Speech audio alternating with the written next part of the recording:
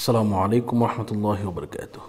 চোর ধরুন, চোরকে শাস্তি করুন, চুরির মাল ফেরত পেতে কী কী আমল করবেন আজকে সম্পূর্ণ কিছু আপনাদেরকে বলে দেওয়ার চেষ্টা করব ইনশাআল্লাহ। আল্লাহ পাক রব্বুল আলামিন পবিত্র কালামুল্লাহ শরীফের মধ্যে 6666 খানা আয়াত নাজিল করে দিয়েছেন। এর মধ্যে একখানা আয়াত আছে, যদি এই আয়াতে কারিমা যদি কেউ 1,15,000 মতান্তরে 1,30,000 বার যদি কেউ পড়ে, তাহলে যে চুরি করেছে সেই চোর মাল ফেরত দিতে বাধ্য হবে। যদি সে মাল ফেরত না দেয়, তার গলা দিয়ে নাক দিয়ে রক্ত বের হবে এবং সে অবশ্যই দিতে বাধ্য হবে। তো আসুন আমরা এই আমলটি সম্পর্কে জেনে নেই। কুরআনুল কারীমের মধ্যে কি বলা হয়েছে এই আমল সম্পর্কে আমরা একটু জেনে নিই। তো প্রথমত আপনাকে যে কাজটা করতে হবে তা হচ্ছে বিসমিল্লাহ সহ সূরা ফাতিহা একবার পাঠ করতে হবে। বিসমিল্লাহ সহ সূরা ইখলাস 3 বার পাঠ করতে হবে। এরপর দুরূদ শরীফ পাঠ করার পরে আপনি অবশ্যই এটা জপা শুরু করবেন, লা ইলাহা ইল্লা আনতা সুবহানাকা ইন্নী কুনতু মিনাজ জালিমিন।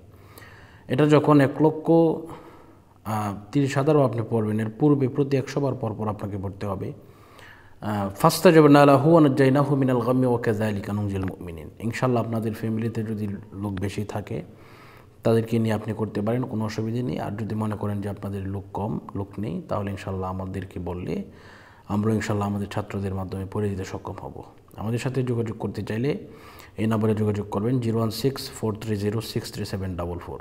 ইনশাআল্লাহ অবশ্যই আপনারা পাবেন। আমাদের মাধ্যমে পড়িয়ে আলহামদুলিল্লাহ অনেক মানুষ তাদের টাকা পয়সা, সোনা দানা, অনেকেরই বিভিন্ন ধরনের বিভিন্ন সোনার জিনিস হারিয়ে যায়, চুরি হয়ে যায়, এ সমস্ত কিছু আলহামদুলিল্লাহ পেয়েছেন।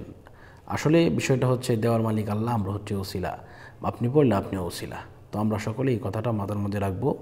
আমরা কারো সাথে শিরক করব না, কারণ সব কিছু দেওয়ার মালিক হচ্ছে আল্লাহ। তো আজকের মতো এই পর্যন্ত বিদায় নিচ্ছি। আসসালামু আলাইকুম রহমতুল্লাহি ওয়া বারাকাতুহু।